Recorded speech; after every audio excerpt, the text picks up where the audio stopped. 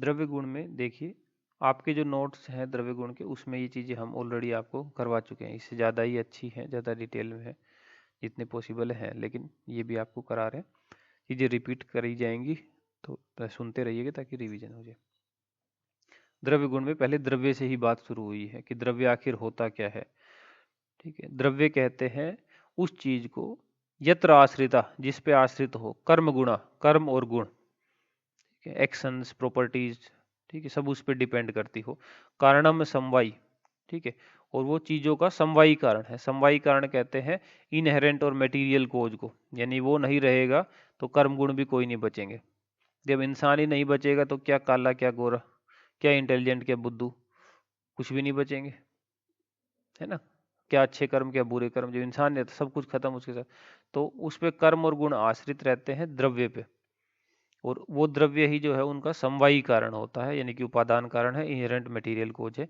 ये तद्द्रव्य, उस चीज को द्रव्य बोला जाता है। ठीक है, ये चरक जी की परिभाषा, चरक ने, ठीक है, द्रव्य की परिभाषा ये सब, द्रव्य कर्म गुण ये सब चरक सूत्र 1 में ही दे रखी है, जो 6 कारण है ना। ओके, क्या था वो, सामान्यम च विशेषम च गुणान द्रव्याणि कर्म च संयोगम च तद्ज्ञात तंत्रोक्त विधिमास्थित, ऐसे करके सठ पदार्थ वो जो आरक्षित चरक के, चरक सूत्र 1 में ही डिफाइंड है। फिर यहाँ पे सुश्रुत सूत्र 40 की इन्होंने द्रव्य के लक्षणों वाली परिभाषा दी हुई है। द्रव्य लक्षणम तू क्रिया गुणवत समवायी कारणम, द्रव्य का लक्षण है कि क्रिया और गुणवान वाला होता है वो, और समवायी कारण होता है। तो सेम वही बात है जो चरक वाली, वर्डिंग लिखने का तरीका थोड़ा अलग है बस। ओके जी। फिर यहाँ पे नेक्स्ट पॉइंट दे रखा है ना, रस वैशेषिक का। रस वैशेषिक जो बुक है उसके जो रचयिता है वो है भदंत नागार्जुन, शॉर्ट में नागार्जुन कह देते, पूरा नाम भदंत नागार्जुन है उनका। ओके जी, वो कहते हैं द्रव्यम आश्रय लक्षणम पंचानाम, द्रव्य का लक्षण होता है कि वो 5 चीजों का आश्रय होता है। कौन सी 5 चीजों का, रस, गुण, वीर्य, विपाक, कर्म, ये सब चीजें द्रव्य में ही आश्रित होती है। तो इन सब चीजों का जो आश्रय है वो द्रव्य है।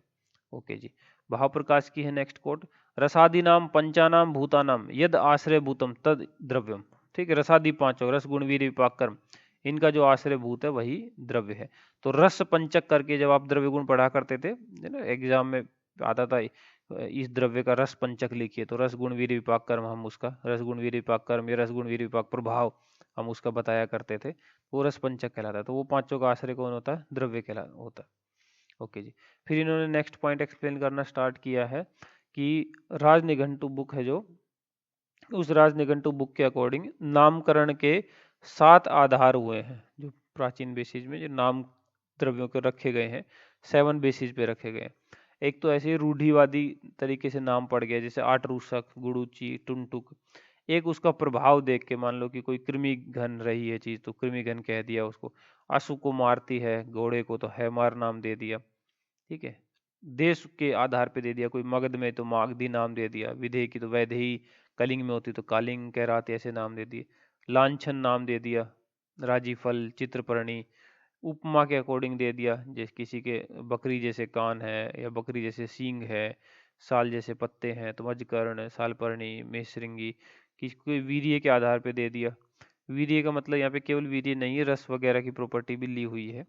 तो उष्ण, कटुक, मधुक, ठीक है, ये की इतरा हवय वाला पार्ट है, सकरावय, काकावय, ऐसा करके। सकरावय जो ये नाम है ये थोड़ा अलग सा नाम है, तो ये बाकी तो आपको कॉमन याद मिल जाएंगे।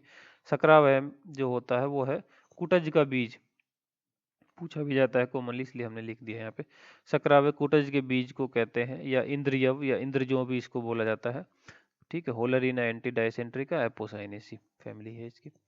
ओके, फिर ये आहार द्रव्यों के वर्ग के क्लासिफिकेशन इन्होंने जो है स्टार्ट किए हैं। ठीक है, तो हम भी इसको अब ये वाली पॉइंट देख रहे हैं, बाकी डिटेल के लिए आपके तो द्रव्य गुण के नोट्स हैं, उसमें आप उन चीज़ों को देख सकते हैं। आहार द्रव्यों के वर्ग में आ जाइए। ठीक है, तो चरक आचार्य जो है उनके 12 वर्ग हैं।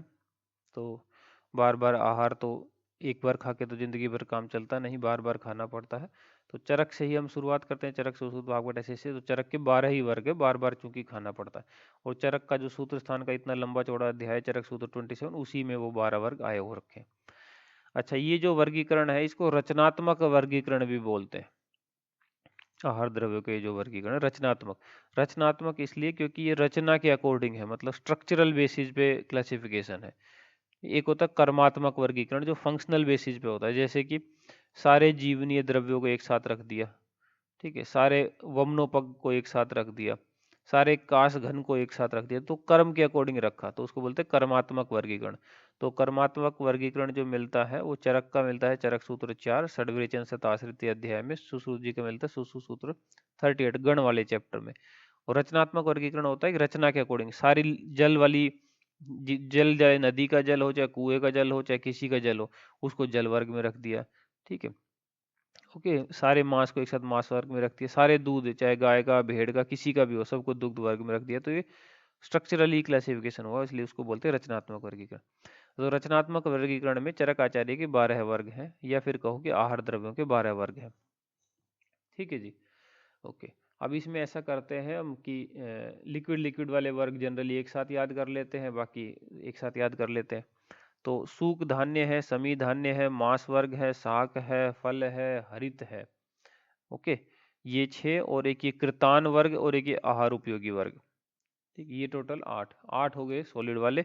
बाकी मध्य जल गोरख गोरस इक्षु है ना, ये लिख रखे ना, मध्य जल गोरस इक्षु, ये थोड़े लिक्विड वाले वर्ग इनके हो गए। अच्छा, इसमें भी इनके ये दो वर्ग हैं, कृतान और आहार उपयोगी। इसमें ये बहुत पूछा जाता है कि कृतान में किस चीज का वर्णन है, आहार उपयोगी में किसका वर्णन है। तो कृतान के अंदर मंड, पेया, विलेपी और भी कई चीजें हैं, मेजर मेजर ये चीजें वर्णित है। आहार उपयोगी में तैल का, लवण का, क्षार का, इन सब का वर्णन आहार उपयोगी वर्ग के अंदर कर रखा है चरकाचार्य ने, ठीक है।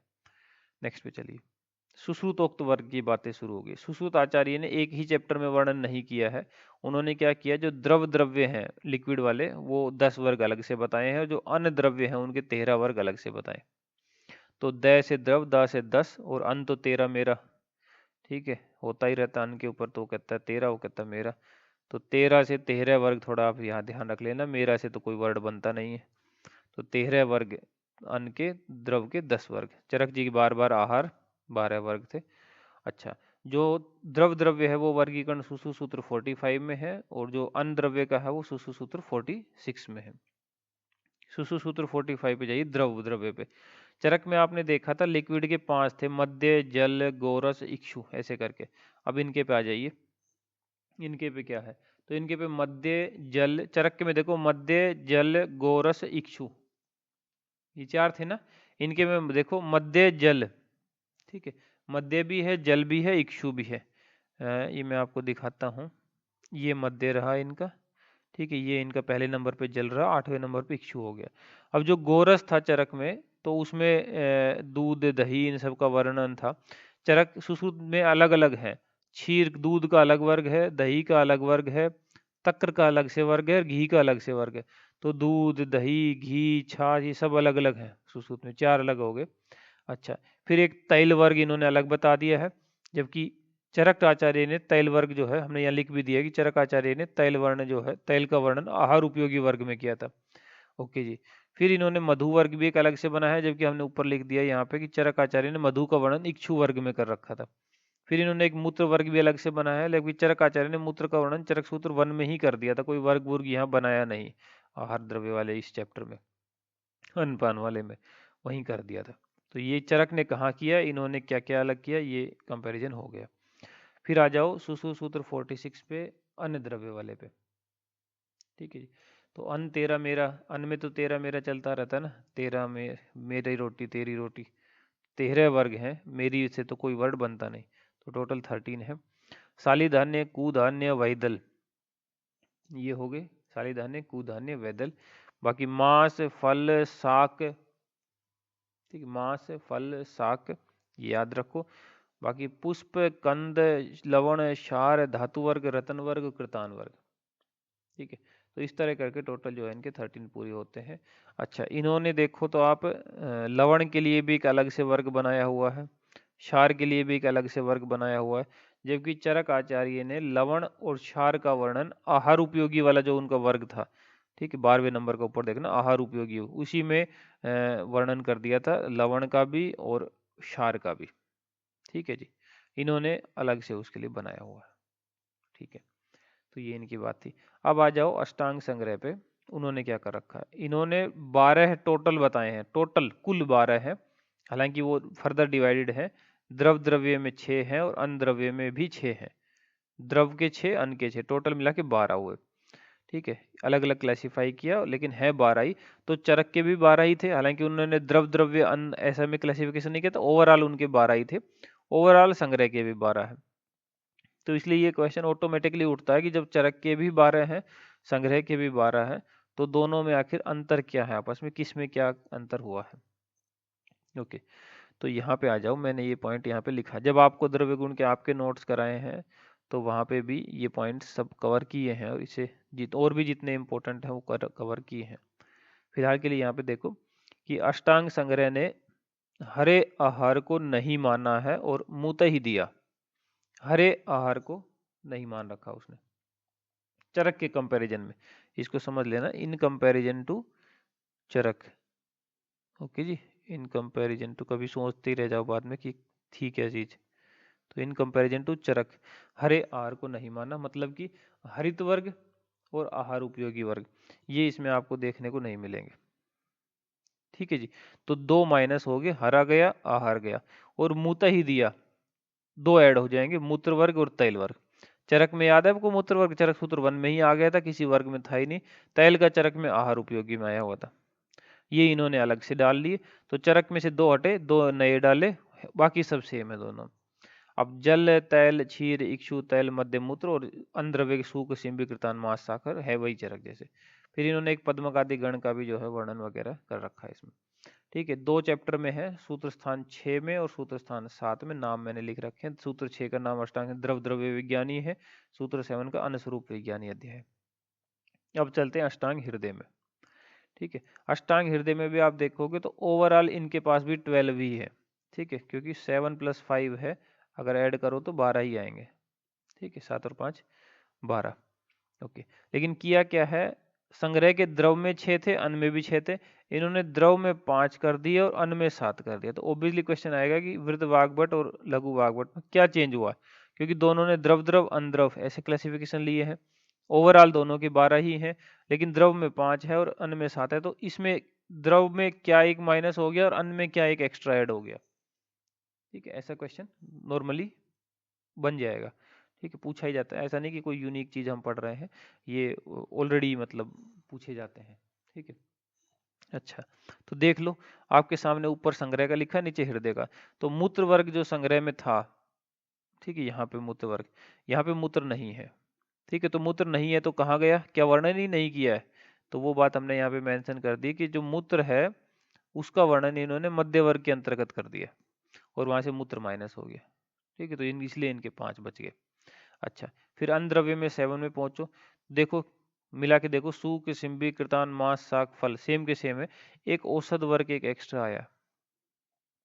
ठीक है, तो ये जो औसत वर्ग है, ठीक है, बाकी किसी ने औसत वगैरह का वर्णन इस तरह से आहार में के साथ नहीं कर रखा, लेकिन औसत वर्ग का वर्णन करना यहाँ पे ये हृदयकार की मौलिक देन मानी जाती है। ठीक है, तो औसत वर्ग यहाँ पे डाल दिया। ठीक है, इस तरह करके इनका जो है बच जाता है। किसका वर्गीकरण श्रेष्ठ कहा जाए, तो अष्टांग संग्रह का सबसे अच्छा है, क्योंकि उन्होंने सुश्रुत जी की तरह द्रव द्रव्य अंद्रव्य ऐसा भी किया है और फिर एक लिमिटेड सा भी रखा है। अच्छा जी, किसका वर्गीकरण जो है विस्तृत कहा जाए, डिटेल्ड, तो सबसे ज्यादा वर्ग जो है वो सुश्रुत के हैं। ठीक है, द्रव द्रव्य में सुश्रुत जी जो है 10 वर्ग, और अन्न में जो है 13 मेरा 13 वर्ग जो है मानते हैं। द्रव 10 दादा और अन्न 13 मेरा, 13 वर्ग है अन्न के। ठीक है जी, ओके। फिर दो धान्य को, धान्य वर्ग जो है ये धान्यों को, धान वगैरह जो धान्य होते हैं जैसे गेहूँ चावल ये सब, दाल दूल और इस तरह खाने की चीजें, इसके लिए, इसके डिस्क्रिप्शन के लिए लोगों ने कितने कितने वर्ग लिए हैं। तो सुश्रुत आचार्य ने धान्य के डिस्क्रिप्शन के लिए टोटल 3 वर्ग बनाए हैं। चरक वाग्भट दोनों लोगों ने 2 ही वर्ग बनाए हैं। भाव प्रकाश ने धान्य पंचक की बात कही हुई है। ठीक है जी, समझ रहे हो। तो सुश्रुत के जो धान्य वर्ग हैं उसमें है 3, कौन कौन से 3, साली धान्य, कुधान्य और मुदग आदि, ये जिसको वैदल वर्ग भी बोला जाता है, दाल वाला। चरक वाग्भट में सूख धान्य समिधान्य, सिंपल सिंपल से 2 ही हैं, सूख धान्य समिधान्य खूब पढ़ हो गई। भाव प्रकाश के हैं 5, तो 3 तो वही हो जाएंगे जो सुश्रुत में है, यानी कि साली धान्य, सूक धान्य और सिंबी धान्य, सारी धान्य, सूक धान्य, सिंबी धान्य, दो एक्स्ट्रा रहेंगे, व्रीहि धान्य और शूद्र धान्य, ऐसा करके। ठीक है, ओके। बाकी और तो जब ये चैप्टर हमने जहाँ किए हैं वहाँ डिटेल में किया ही है, आपको कराए तो आप वहाँ पे भी जाके इनको देख सकते हो। बाकी इतना तो याद रखना। इसके बाद जो है नेक्स्ट टॉपिक आपका गुण प्रकरण वाला जो है वो शुरू हो जाएगा, ये बात आपकी खत्म हो जाएगी द्रव्य वाली। ठीक है, ये गुण प्रकरण शुरू होता है। तो गुण में सबसे पहली बात यही है कि गुण की डेफिनेशन क्या है, गुण आखिर होता क्या है। ठीक है जी, तो समवायितु निश्चेष्ट है कारणम गुणा, चरकाचार्य की परिभाषा है यहाँ पे कि गुण होता है समवायी तु निश्चेष्ट है कारणम गुणा। ठीक है, गुण एक कारण माना गया है, ठीक है, लेकिन वो निश्चेष्ट है, कोई चेष्टा नहीं करता। ठीक है, निश्चेष्ट है मतलब कि कोई कर्म वगैरह नहीं करता, कर्म अपने आप होते हैं। वो गुण है, वो कुछ ऐसा करता नहीं। जैसे कि मतलब सपोज करो कि आम जो है वो मधुर होता है, ठीक है, वो भी एक तरह का गुण ही हुआ उसमें। ठीक है, या स्निग्ध है वो, मान लो तो स्निग्ध गुण है। गुरु है, गुरु गुण हुआ। तो गुरु कुछ नहीं करता एक्चुअल में, जो गुरु के वो द्रव्य है वही काम करेगा। गुरु तो एक प्रॉपर्टी को इंडिकेट भर कर रहा है उसकी, तो ऐसा उसका मतलब खुद निश्चेष्ट रहता, वो खुद कुछ नहीं करता। मतलब द्रव्य की ही एक वो प्रॉपर्टी है, तो जो करना है वो द्रव्य ही कर रहा होता है, गुण खुद कुछ नहीं कर रहा होता है। तो इसलिए निश्चेष्ट वर्ड आता है इसमें। कारण मान रखा है चरक ने, समवायी मान रखा है। ठीक है, यानी कि समवायी रूप से आश्रित रहता है। अगर चीज नहीं रहेगी, द्रव्य नहीं रहेगा, तो ये भी नहीं रहेगा। इस तरह से इसको मान रखा है। तो खूब आएगा ये क्वेश्चन, समवायी तु निश्चेष्ट है कारणम, फिल इन द ब्लैंक करा लेगा, नीचे ऑप्शन दे देगा गुण, द्रव्य, कर्म, कुछ भी दे देगा ऐसे। ठीक है, या फिर सीधा पूछेगा निश्चेष्ट कौन सा है इनमें से, द्रव्य, गुण, कर, ऐसे करके वर्डिंग आते रहते हैं। तो आपको याद होने से समवायी तु निश्चेष्ट है कारणम गुण होता है। अच्छा जी, ठीक है। नीचे एक कारिकावली, ये तो चरक जी का था, चरक सूत्र 1 के ही है। नीचे कारिकावली बुक, कारिकावली बुक के रचयिता है विश्वनाथ न्याय पंचानन भट्टाचार्य। जब आपको अल्टीमेट पदार्थ विज्ञान कराई है तो वहाँ पे ये सब चीज़ें भी कराई हैं, कौन सी बुक पदार्थ की किसके है।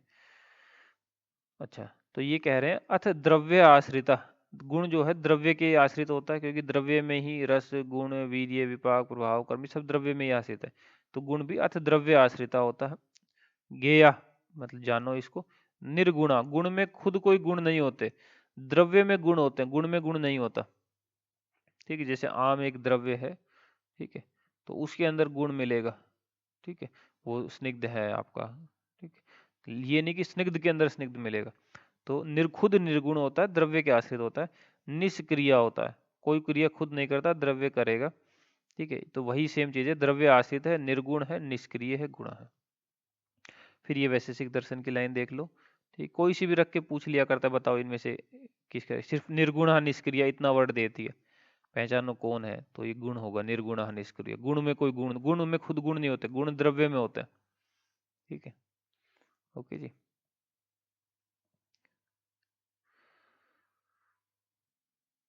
जैसे फॉर एग्जांपल ह्यूमन बीइंग जो है वो एक द्रव्य लिया जाए, है, तो अगर वो सुंदर है, सुरूप है, ठीक है, तो सुंदर गुण जो है वो उस ह्यूमन बीइंग का है। ठीक है, ना कि सुंदर गुण खुद सुंदरता का है, सुंदर का नहीं है, वो उस बंदे का है। तो खुद गुण निर्गुण होता है, ये याद रखना वर्ड, निर्गुण निष्क्रिय, खूब रिपीट मिलेंगे आपको। अच्छा जी, वैशेषिक दर्शन आपको पता ही है। ठीक है, आज महर्षि कणाद जी का वैशेषिक दर्शन है, उलूक के दर्शन भी बोलते हैं। अल्टीमेट पदार्थ आपको पढ़ोगे तो आपको कोई ऐसा क्वेश्चन पॉसिबल नहीं जो वहाँ पे ना कराया गया हो, दर्शन वर्शन ही सब है। अच्छा, द्रव्य आश्रयी अगुणवान है, एग्री करते हो इस पॉइंट से, रटने जैसी कोई बात नहीं कि हाँ गुण जो है वो द्रव्य पे डिपेंड होता है, द्रव्य आश्रय, द्रव्य ही नहीं रहेगा। ठीक है ना, वही वही बात है कि मान लो ह्यूमन बीइंग द्रव्य है, मान के लो है ही। ओके, तो अगर ह्यूमन बीइंग ही नहीं रहा तो फिर सुरूपता, कुरूपता, ब्यूटी, अगली, ये कहाँ रहेंगे। तो द्रव्य आश्रयी है, उस पर डिपेंड करता है। अगुणवान, यानी इन्होंने ठीक से लिखा नहीं, ठीक है, इनको अगुणवान लिखना चाहिए था, इन्होंने गुणवान लिख दिया है। अगुणवान करिए इसको, खुद में कोई गुण नहीं होता, अगुणवान होता है। संयोग विभागेशु अकारणम, संयोग विभाग में अकारण है, इसका मतलब समझ रहे हो कि मतलब निष्क्रिय है, वो खुद कोई एक्टिविटी नहीं कर रहा, संयोग विभाग में उसका रोल नहीं है। मिलने बिछड़ने में, अकारण है वो, अनपेक्ष है, किसी की अपेक्षा नहीं कर रहा, इति गुण लक्षणम, ये गुण के लक्षण है। तो कुल मिला के वही बात हो रही है कि द्रव्य पे आश्रित रहेगा, निर्गुण रहेगा, निष्क्रिय रहेगा, निश्चेष्ट रहेगा, संयोग विभाग में कोई एक्टिविटी नहीं करेगा, अकारण है उसमें। ये रस वैशेषिक बुक की बात है। रस वैशेषिक ऊपर भी वर्ड आया था, बताया था, भदंत नागार्जुन की लिखी हुई बुक है। वो कहते हैं विश्व लक्षण गुणा, इसका मतलब क्या होता है? अच्छा, एक तो वर्ड याद रखना है, लक्षण लक्षण करके जो ये प्रॉपर्टी आती है नागार्जुन वाली है, भरत नागार्जुन रस वैशेषिक बुक के श्लोक है। विश्व लक्षण गुणा, विश्व लक्षण मतलब डिफरेंट मल्टीपल टाइप के फीचर्स जो है वो, या मल्टीपल टाइप के अनेक विध गुण जो है दुनिया में पाए जाते हैं। ठीक है, विश्व लक्षण हिंदी मैंने लिख दिया अनेक विध लक्षण, ये इसका मतलब होता है। ठीक है, अनेक विध लक्षण होते हैं गुणों के। ओके जी, फिर गुणों के भेद वगैरह क्लासिफिकेशन देख लेते हैं गुणों के। गुणों के दो तरह से क्लासिफिकेशन कर रखे हैं, आपके वाले नोट्स में कराए हैं, द्रव्य गुण में भी कराए हैं, आपकी पदार्थ में भी कराए हैं, जहाँ जहाँ भी पॉइंट आए हैं वहाँ कराए हैं, सेम वही सीक्वेंस में यहाँ भी चल रहे हैं। दो हुए, ठीक है, आदि भौतिक और आध्यात्मिक। आध्यात्मिक मतलब आत्म, अधि प्लस आत्म, अध्यात्म, तो आत्म रिलेटेड है। तो आत्म क्या होते हैं? बुद्धि, सुख, दुख, इच्छा, द्वेष, प्रयत्न, 6 गुण फेमस है। बुद्धि, सुख, दुख, इच्छा, द्वेष, यहाँ लिख नहीं रहा हूँ क्योंकि ये चीजें आपको वहाँ आपके में तो कराइए, इतना तो फिर कर ही लोगे। बुद्धि, सुख, दुख, इच्छा, द्वेष, प्रयत्न, तो बुद्धि प्रयत्नांता जो है उन्हीं को अध्यात्म या आत्म गुण बोलते हैं। गिनने पे 6 आते हैं, उसमें बुद्धि को हटा दो तो प्रयत्नांता 5 गुण बच जाते हैं, सुख, दुख, इच्छा, द्वेष, प्रयत्न। कभी कभी एग्जाम में मिलता है प्रयत्नांता कितने होते हैं, तो प्रयत्नांता 5 होते हैं, सुख, दुख, इच्छा, द्वेष, प्रयत्न। बुद्धि प्रयत्नांता कितने होते हैं, तो 6 है, उन्हीं को आत्म गुण या अध्यात्म गुण भी बोलते हैं। अब अच्छा, टोटल जो है आयुर्वेद में अपना माने गए थे 41 गुण। ठीक है, चरक आचार्य का जब आपको पढ़ाया तो आप जाके देखना, सार्था गुरुवादेव बुद्धि प्रधानता पराधे गुणा प्रोक्ता, टोटल गिनने पे ओवरऑल काउंट करो तो 41 गुण बना करते हैं। कि कैसे 41 बनते हैं? 6 तो यही हो गए, ठीक है, फिर सामान्य में चले जाओ, 30 सामान्य है, ठीक है, यहाँ पे ना आदि भौतिक, आदि भौतिक में, अच्छा ऐसे गिनो फिर आप, ठीक है, टोटल होते हैं 41, ठीक है, आदि भौतिक 35 और आध्यात्मिक 6। आदि भौतिक जो 35 होते हैं उसमें से 30 सामान्य गुण और 5 जो है वो विशिष्ट गुण। 5 विशिष्ट कौन से? शब्द, स्पर्श, रूप, रस, अर्थ, 5 इंद्रियार्थ वाले 5। ठीक है, बच्चे 30 सामान्य कैसे? उसमें 20 गुरुवादी है और 10 जो है वो परादी है। 20 गुरुवादी कौन से होते हैं? गुरु, मंद, हिम, स्निग्ध, लक्षण, सांद्र, मृदुस्तर, गुणा से सूक्ष्म, विस्ता, विंशति सा विपर्यय, अष्टांग, हृदय, सूत्रस्थान, अध्याय नंबर 1 की लाइन होती है। गुरुवादी जो गुण होते हैं उन्हीं को शारीर गुण भी बोला जाता है। रीजन ये है क्योंकि पूरी बॉडी उन्हीं पे, गुरु लघु इन्हीं गुणों पे डिपेंड होती है।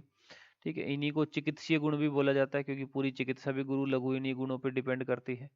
ठीक है, परादि गुण, ठीक है, परादि गुण जब आपको अल्टीमेट पदार्थ विज्ञान कराई थी, पदार्थ सब कराई थी, तो वहाँ पे याद करने के सबके तरीके बताए हुए हैं। याद हो तो अगर मैं आपको हल्का सा हिंट दिलाऊं याद, तो हम वहाँ पे आपको पढ़ाते हैं कि सपा बसपा से परापर, बाकी डिटेल में यहाँ नहीं कराऊंगा, फिर वहाँ डिटेल हो रखी है। सपा बसपा से परापर, ऐसा करके 10 नाम आपको याद कराए थे। याद नहीं होते हो तो, याद होते तो बहुत ही अच्छी बात है। ठीक है, तो परादि गुण है 2, तो सीधे सीधे याद हो जाएंगे, पर और अपर, 2 गुण तो यही हो गए। सपा बसपा को लो, सपा बसपा ना समाजवादी पार्टी, बहुजन समाजवादी पार्टी, तो ये एक दूसरे की विरोधी पार्टी हुआ करती है उत्तर प्रदेश में, यूपी में। तो ऑब्वियसली अपोजिशन वाली जो पार्टी होती है वो कहेंगी मैं श्रेष्ठ हूँ, वो कहेगी मैं श्रेष्ठ हूँ, और दूसरे को हीन बताएंगी। तो पर मतलब श्रेष्ठ भी होता है, अपर मतलब हीन में होता है। तो सपा कहेगी कि, सपा बसपा क्या कहती रहती, से पर अपर, कि तू पर है वो अपर है, ऐसा करके। तो पर अपर से 2 गुण याद हुए, सपा बसपा से संख्या, परिमाण, पृथकता, संयोग और विभाग। बसपा से उल्टा याद करोगे सीक्वेंस के लिए, सब संख्या, परिमाण, पृथकता, संयोग, विभाग, संस्कार, अभ्यास और युक्ति, ऐसे करके 10 गुण पूरे होते हैं। इनको चिकित्सा के सिद्धि उपाय भी कहा जाता है। ध्यान रखना, चिकित्सीय गुण, गुरुवादी गुण, शारीरिक गुण, तो मैं यहाँ इसलिए नहीं लिख रहा हूँ क्योंकि ऑलरेडी आपको वहाँ कराए, तो यहाँ घींच पिच होने की जरूरत नहीं। हाँ, यहाँ दिया भी इन्होंने, नीचे देखो, यहाँ पे आप मतलब ये देखो, नीचे देखो, चिकित्सीय गुण शारीरिक गुण है। ठीक है, यही मतलब गुरुवादी गुण है, वही गुरुवादी गुण को शारीरिक गुण भी कह रखा है। लेकिन चिकित्सा में सिद्धि के लिए जो आवश्यक गुण है वो ये परादि गुण है। चिकित्सीय गुण तो गुरुवादी गुण होते हैं, लेकिन चिकित्सा में सिद्धि के लिए जो आवश्यक गुण है वो परादि गुण होते हैं। ओके जी, अच्छा, फिर एक पॉइंट यहाँ पे लिखा है कणाद का, यहाँ ब्रैकेट में, कणाद के 7 है। तो कणाद जो है वैशेषिक दर्शन ही होता है, कभी वैशेषिक करके पूछ ले तो आप फिर ना बताओ। तो महर्षि कणाद ने वैशेषिक दर्शन ले, उन्होंने परादिगुण 7 ही मान रखे। न्याय दर्शन ने 8 मान रखे। बाकी भी औरों ने जो माना डिटेल वो आपके नोट्स में है। Just moment. हमने जब आपको याद कराया था हिमाद्री कणाद इनके जो है 7 थे, तो 3 माइनस होंगे ऑब्वियसली। तो SAY से जो बताया है संस्कार अभ्यास युक्ति वो माइनस हो जाते हैं। न्याय के जो 8 है उसमें से संस्कार तो रहता है, अभ्यास युक्ति 10 में से 2 हटा लो तो न्याय के 8 बन जाते हैं। ठीक है, तो सब याद हो गया, आगे चलो। फिर यहाँ पे जो गुरुवादी गुणों की बात चलती है गुणों के प्रकरण में, तो अब इसमें बहुत सारे ओपिनियन है, मैं यहाँ सबको नहीं डिस्कस करूंगा क्योंकि आपके वहाँ पे डिस्कस क्या रखे हैं मैंने। यहाँ वाले पॉइंट देखो, इन्होंने कहा कि सुश्रुत आचार्य ने व्यवायी, विकासी, सुगंध, दुर्गंध इन गुणों का वर्णन कर रखा है, जबकि भाव प्रकाश ने इसके अलावा में भी एक सेपरेट जो है शुष्क गुण का वर्णन कर रखा है, जो कि इन लोगों ने नहीं कर रखा किसी ने भी। जैसे आपने गुरु मंदिम स्निग्ध शांत में दूसरा गुणा से सब, उसमें ये जो है शुष्क वगैरह नहीं आते। सुश्रुत आचार्य ने भी कहा तो यही था कि 20 गुणों का वर्णन करेंगे, लेकिन 20 का नहीं, ज्यादा का ही उनके में हो जाता, तो काउंटिंग की फिर गड़बड़ाने लगती है उनके में, और कई सारे गुण हैं जो इन्होंने अलग से वर्णन कर दिए जो कि और उन्होंने नहीं कर रखे हैं। तो उसमें फिर नियत संख्यावाद, अनियत संख्यावाद ऐसे ओपिनियन खड़े हो जाते हैं कि गुरुवादी 20 है भी कि नहीं है। ठीक है, तो चरक वगैरह लोग, वाग्भट वगैरह लोग, वो तो दोनों सेम मानते हैं, चरक और दोनों वाग्भट, संग्रह हृदय वो अपना फिक्स है, गुरुवादी गुण 20 होते हैं और यही 20 है। ठीक है, बाकी लोग जैसे सुश्रुत जी हैं वो उन्होंने गिनती वर्णन ज्यादा का ही कर दिया है। प्लस इन लोगों की इस बात पे भी मैच नहीं होता कि हम, मतलब जो आपको पता है ना गुरुवादी में द्वंद्व बनते हैं, पेयरिंग होती है, जैसे गुरु की लघु के साथ, शीत की उष्ण के साथ। तो हर कोई मंद की तीक्ष्ण के साथ ही करे ऐसा नहीं, कुछ लोग मृदु तीक्ष्ण कर देते हैं। ठीक है, मतलब सबकी पेयरिंग समान भी नहीं है, ये भी डिफरेंस होता है। तो हम उसमें ज्यादा घुस नहीं रहे हैं अभी फिलहाल, अलग अलग पेयरिंग भी है हम, लेकिन कम से कम आप जो याद रखो बेसिक वाली चरक वागवट वाली याद रखो जो हमको ऑलरेडी याद रहती है। बाकियों के में घुसोगे तो सब उल्टा पुल्टा होने लगेगा। तो वो पेयरिंग के भी अंतर आ जाते हैं, नंबरिंग के भी अंतर आ जाते हैं। ठीक है जी। अच्छा जी, गुण जो है वो फिजिकल और फार्मेकोलॉजिकल दोनों तरह की प्रॉपर्टीज से युक्त होते हैं। ठीक है, फिजिकल प्रॉपर्टी भी, ठीक है, और फार्मेकोलॉजिकल भी। जैसे कभी देखने में कोई कर्म के अकॉर्डिंग है गुण, कोई स्निग्धता, विनिग्धता, चिकना विकना देखने में उस हिसाब से गुण दे रखा है। तो फिजिकल फार्मेकोलॉजी दोनों होते हैं, देखने में भी फील होती है और वो कर्म भी वैसा करते हैं। जैसे स्निग्ध है तो देखने में भी स्निग्ध है, स्निग्धता करेगा भी जाके बॉडी में, इस तरह से करके। अब गुरुवादी गुणों की डिस्क्रिप्शन लेते हैं। जब हमने आपको कराया है ये 2 जगह पे ये कराया है आपको, एक तो पदार्थ विज्ञान में, दूसरा आपके द्रव्य गुण में, दोनों में ही। ठीक है, 3 ओपिनियन कराए हैं, हिमाद्री वाला भी कराया है, सुश्रुत का, भाव प्रकाश का, एक दो जो भी पॉइंट अलग अलग इंपॉर्टेंट रहे वो भी कराए, क्योंकि हिमाद्री का तो बहुत ही आसान है, उसमें तो आप एक झटके में याद कर ही लोगे उसको। बाकियों के भी कभी कभी जो है एग्जाम में आ जाते हैं पॉइंट, तो इसलिए वो भी कराए हैं वहाँ पे। यहाँ पे भी एक बार लेते हैं रीडिंग जरा, एक से। गुरु गुण को उठाइए सबसे पहले। ठीक है, हिमाद्री कहते हैं, हिमाद्री फेमस है आयुर्वेद रसायन नाम की टीका के लिए, जो उन्होंने अष्टांग हृदय में की है, हिमाद्री, अरुण दत्त। ठीक है, और अरुण दोनों इसी बात के लिए फेमस है, अष्टांग हृदय पे टीका के लिए। दोनों ही 13वीं सेंचुरी के बंदे हैं। अल्टीमेट हिस्ट्री आयुर्वेदा जब आपको कराया था ये सब चीज़ें कराई है। गुरु गुण होता है वो जिसमें ब्रीहण कर्म करने की शक्ति हो। ठीक है, यस्य ब्रीहणे कर्मणि शक्ति। ठीक है, तो आपको सिर्फ पूरा याद करने की बहुत जरूरत नहीं, जिसमें ब्रीहण, जो ब्रीहण करे, ब्रीहण कर्म की शक्ति, वो गुरु गुण हो गया। ठीक है, फिर इन्होंने एक और पॉइंट लिखा है, जल भूमियों। ठीक है, जल और भूमि का विशिष्ट गुण रहता है, गुरुता उनमें जल और भूमि में पाई जाती है। और पतन पतन कर्म कारणम, पतन करवाता है, अधोगामी होता है, नीचे की ओर गिराता है। जैसे हवा तो ऊपर उठेगी, ये नीचे गिरेगा, जल और पृथ्वी वाला। तो पतन कर्म में कारण होता है गुरुता, गुरुता है जो नीचे लाएगी, गुरुत्वाकर्षण की तरह समझ लो। प्रशस्त पाद भाष्य की ये लाइन थी। लघु वो जो लंघन करवाएगा। ओके जी, भाव प्रकाश की लाइन लिखी है, लघु पथ्यम परम प्रोक्तम। ठीक है, परम पथ्य होता है लघु चीजें, कफ घन होती है, शीघ्र पाकी होती है, जल्दी से पचने वाली है। शीत वो जो स्तंभन करवाएगा। ठीक है, शीत या हिम स्तंभने। ठीक है, अच्छा जी, भाव प्रकाश कह रहा है शीतो शीतस्तु आह्लादन। ठीक, आह्लादन का मीनिंग होता है मन को जो आनंदित करता हो, मन को प्रसन्न करता हो, खुशी देता हो। तो शीतस्तु आह्लादन, स्तंभन करेगा, मूर्छा, त्रिट, स्वेद, दहा, इनको दूर करता है शीत गुण। उष्ण वो होता है जो स्वेदन करता है। ठीक है, स्निग्ध वो होता है जो क्लेदन की क्षमता रखता है। ठीक है,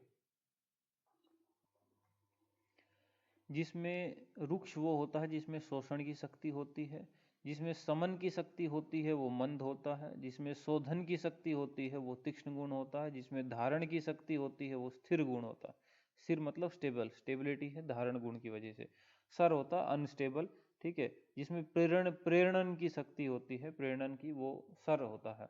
तो सर की प्रेरणा, ऐसे करके हम लोग याद कर सकते हैं इसको, सर की प्रेरणा। बाकी भी आपको कोई चीज़ में दिक्कत हो तो बाकी तो वैसे इजी है, लेकिन आप ऐसे ही ट्राई कर सकते हो। ठीक है, सुश्रुत जी कहते हैं सरो अनुलोमन है प्रोक्त। सर जो है अनुलोमन प्रॉपर्टी वाला होता है। मृदु वो जो स्लथन की शक्ति जिसमें होती है। ठीक है, स्लथन थल थल बना देता है, मृदुता, सॉफ्ट ला देता है।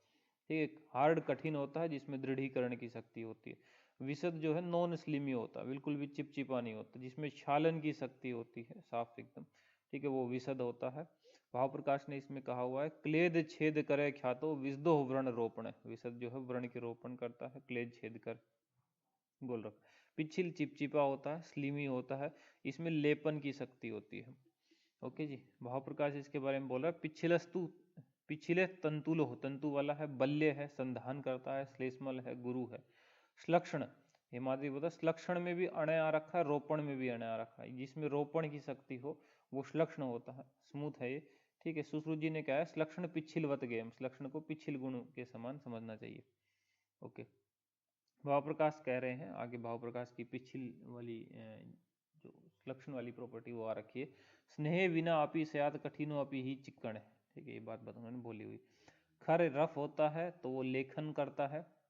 ठीक है, जिसमें लेखन की शक्ति होती है, लेखन धातुओं दोषों को इनको सुखा देता है।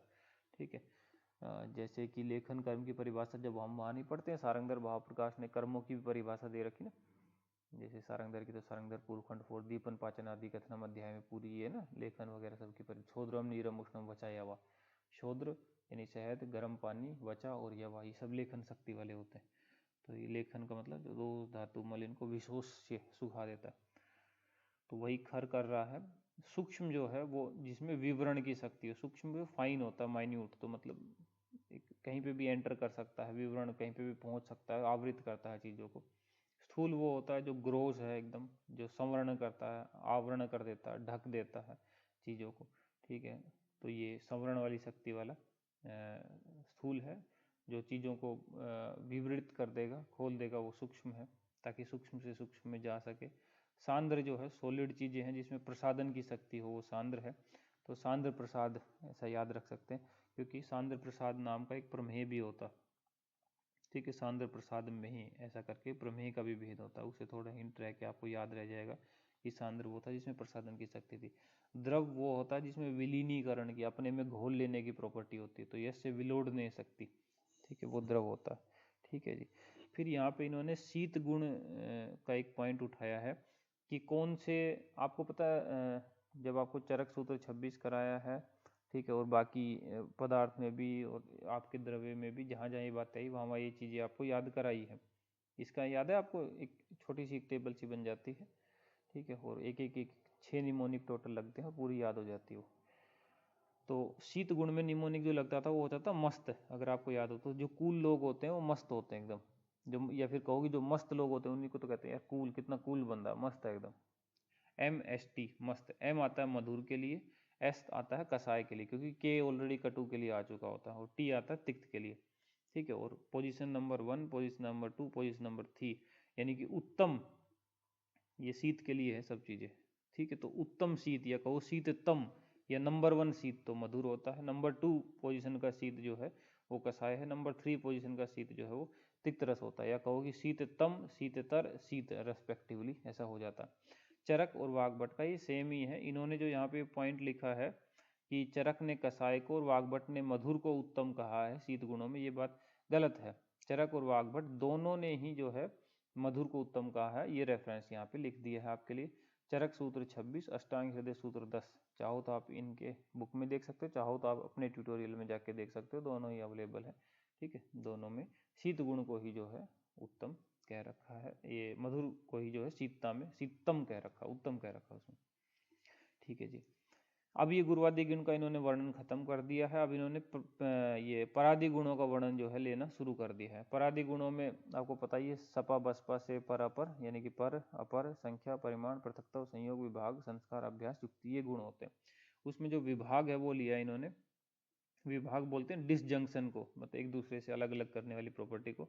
तो विभाग कोई चरक आचार्य ने विभागस्तु वियोगी विभक्ति सयात वियोगो भाग सो ग्रह ऐसा कह रखा है। तो ये उसके सिनोनिम की तरह भी यूज होते हैं, ये उसके भेद की तरह भी यूज होते हैं।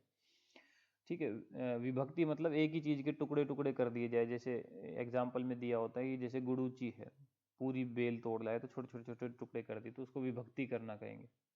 ठीक है, वियोग मतलब कि जो चीजें संयोग में थी पहले उनको अलग अलग कर दिया। वियोग हो ना, जैसे कि कपल का आपस में वियोग हो जाता, टूट गए, अलग अलग हो गए। पहले जुड़े हुए थे दो अलग आइडेंटिटी, लेकिन जुड़े हुए थे, अब अलग हो गए।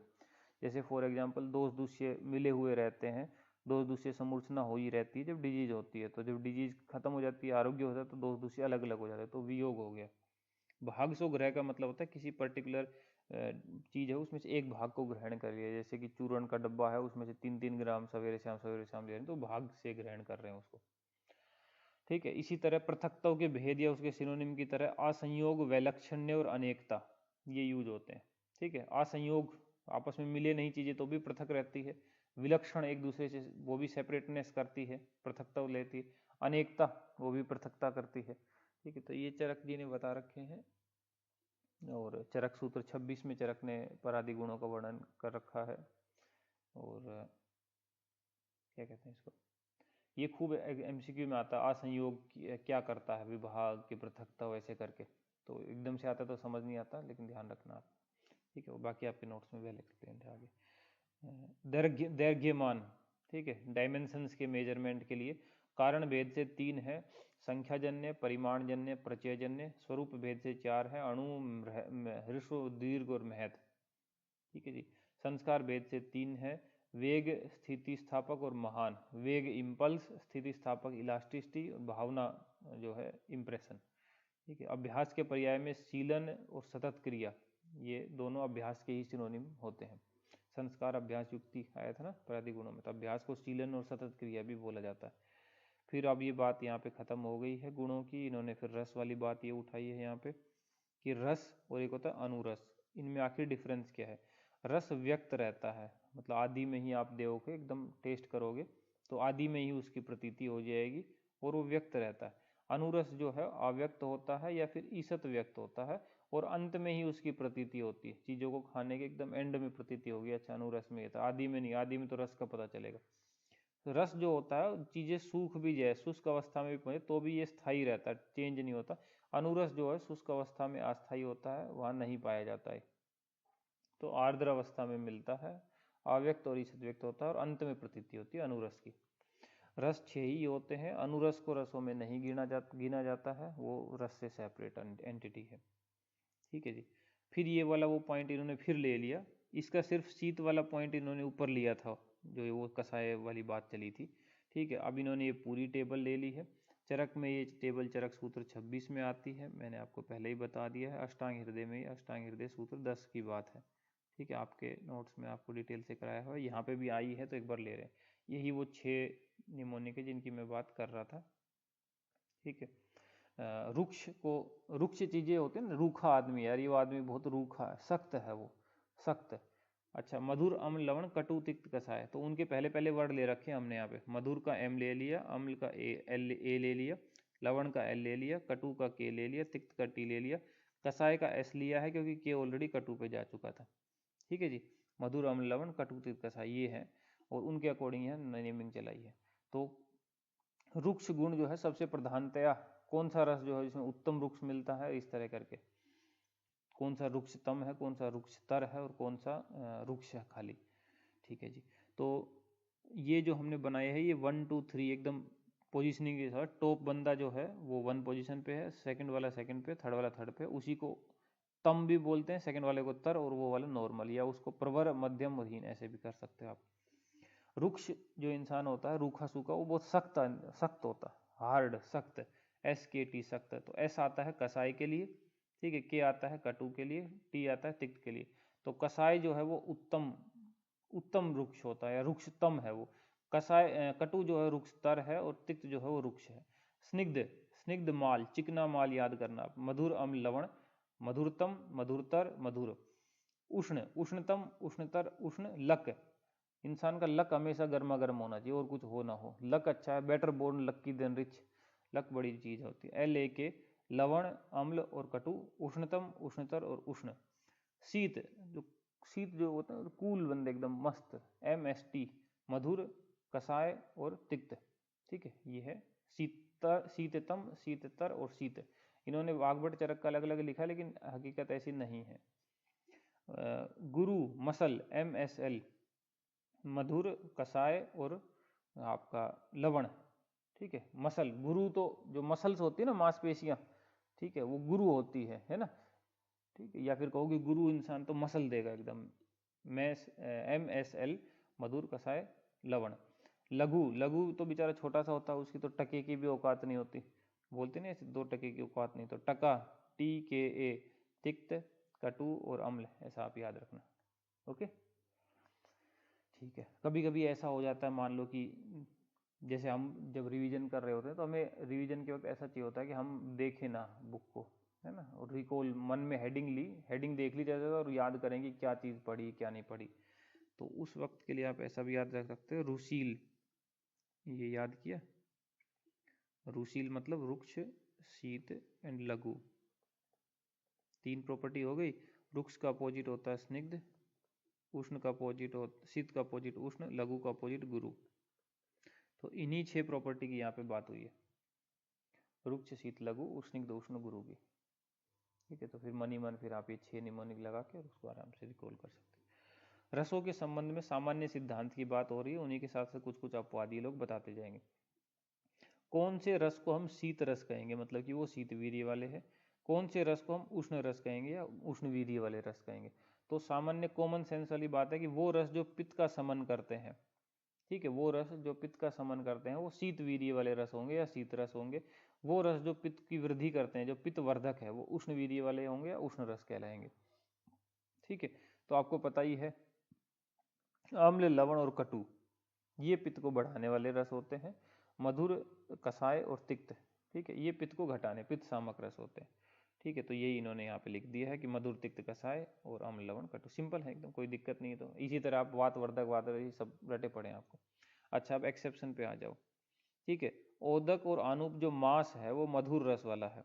अब चूंकि रस मधुर है, ठीक है, तो मधुर वाले क्या होते हैं, शीत होते हैं, ठीक है। लेकिन यहाँ पे वो एक्सेप्शन हो गया, उष्ण हो गया।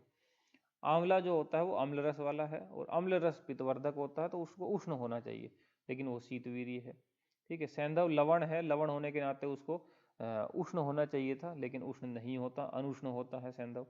पीपली और रसोन कटु है, कटु होने के नाते उनको जो है आपका ये रुक्षता की तरफ और उष्णता ऐसा होना चाहिए था, लेकिन वो स्निग्ध गुरु है, ठीक है। और अर्क, अगरू और गुड़ुची तिक्त रस वाले हैं, तिक्त होने पे उनको शीत होना चाहिए था, पित्त सामक थे वो, है ना, मतलब कि तिक्त ऐसे याद करके रखा हो ना कि तिक्त वाले शीत होंगे, लेकिन वो होते उष्ण वीर्य वाले हैं, ठीक है। हरित की जो है कसाय है, कसाय होने के साथ ही उसको शीत होना चाहिए था, लेकिन वो उष्ण है। तो ये कुछ एक्सेप्शन है जो हमें याद रखने हैं, ठीक है। फिर यहाँ पे पॉइंट आया आहार में रस उपयोग के क्रम, ठीक है। तो मधुर, अम्ल, लवण, कटु, तिक्त, कसाय, ऐसे 6 रस हमको याद है। तो सबसे पहले मधुर, फिर लगेगा कोमा, अम्ल, लवण, फिर कोमा, कटु, तिक्त, कसाय, ये सीक्वेंस है। जरूरी नहीं है कि हमेशा मधुर, ये एक जनरल सीक्वेंस है, टर्म एंड कंडीशन लगने पे इसको चेंज भी किया जा सकता है। जैसे फॉर एग्जाम्पल, अगर अरुचि और अग्निमांद्य हो रखी हो, तब जरूरी नहीं कि आप पहले मधुर का ही सेवन करो, आप तब पहले लवण और कटु रस का भी सेवन कर सकते हो। षड्रस युक्त द्रव्य में जो फेमस से वो हम थोड़े ले रहे हैं, जैसे काले हिरण का मांस कहो या ईण मांस भी बोल देते हैं, वो षड्रस वाला माना जाता है, सबसे पॉपुलर एग्जाम्पल है। बाकी पारद को 6 रस वाला माना जाता है, वज्र को 6 रस वाला, वैक्रांत को भी 6 रस वाला, शुक्र को भी 6 रस वाला मानते हैं, ठीक है। कि कुछ षडासर षडकोण ऐसे हैं, लेकिन फेमस वही हो रखा है। तो ये आप याद रखना, ये षड्रस। पंचरस युक्त द्रव्य ज़्यादा फेमस है षड्रस से भी, ठीक है। तो हरितकी और आमलकी, ठीक है, ये दोनों ही पंचरस वाले होते हैं और दोनों ही जो है लवण रहित है, इनमें लवण रस नहीं होता है, ठीक है जी। अच्छा, लेकिन ये ध्यान रखना, आमल की अम्ल प्रधान है और हरित की तुवरा परम, तुवरा परम मतलब कषाय प्रधान होती है। ओके, फिर आप आ जाओ भला तक दे रखा है ना, भला तक जो है मधुर रहित होता है, बाकी पांचों रस है लेकिन मधुर रहित होता है। रसोन पे आ जाओ, लहसुन पे, लहसुन जो है अम्ल रहित होती है।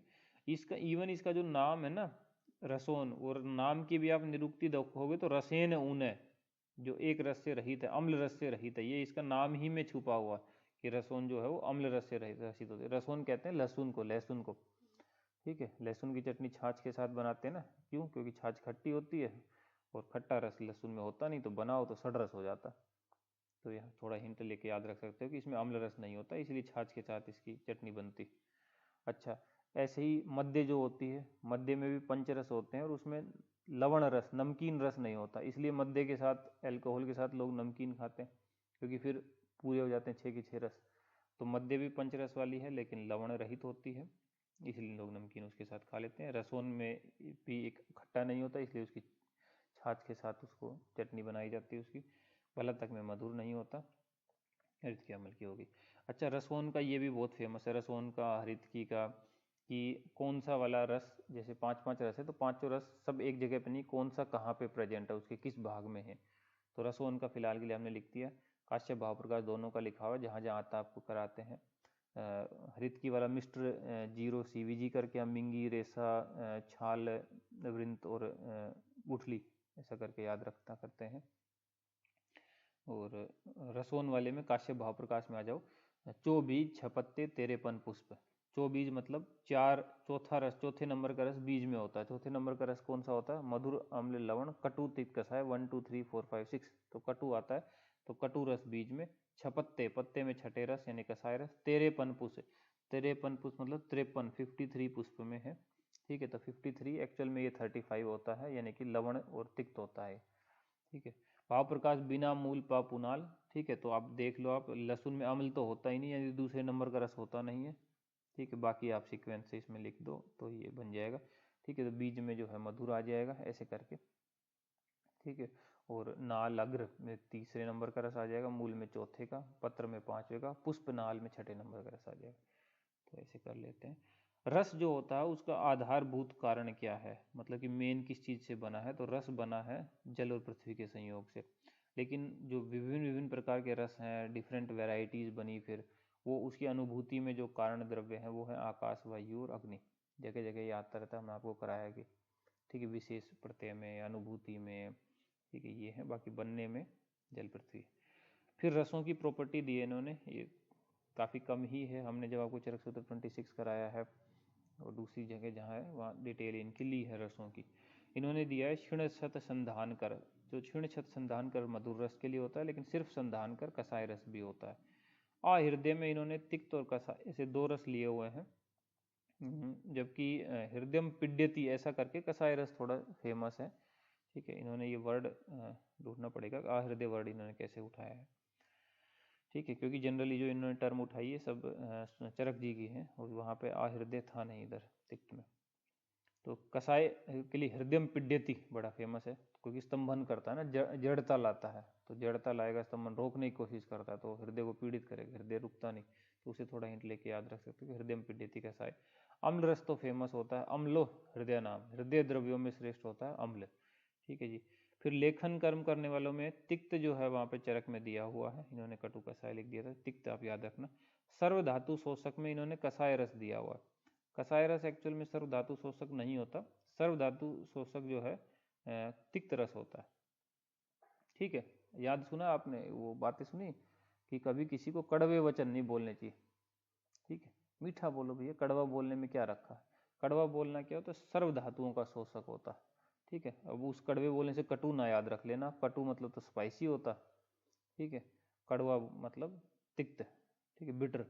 तो बिटर चीज़ें जो होती हैं वो सर्व धातु शोषक होती है, इसीलिए तो जिसको वजन वजन कम करना होता है वो कड़वी करेले वरेले रस पीता है, क्योंकि धातुएं शुष्क होंगी उसे, ठीक है जी।